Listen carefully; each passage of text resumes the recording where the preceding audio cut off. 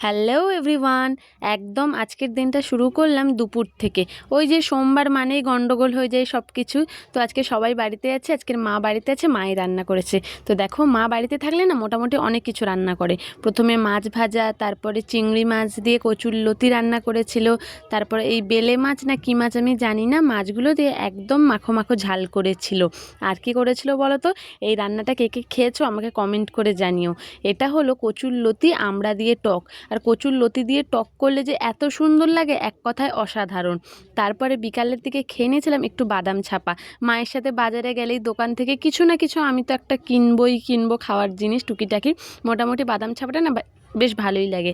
তারপরে দেখো, ভাইকে বলেছিলাম একটা স্প্রে বোতল কিনে আনতে। এত হারে চুল উঠছে, একটু হেয়ার কেয়ার করবো বলে তার জন্য ও এটা এনে দিয়েছে। আর রাত্রিবেলা দেখো, মা একটু চিকেনের পকোড়া টাইপের বানিয়েছিল। এত ক্রিস্পি, এত মুচমুচে, বলার বাইরে। তো দেখো, চিকেনটা এত সুন্দর হয়েছে। তো ব্যাস, আজকের এখানেই শেষ করলাম। কাল আবার দেখা হবে।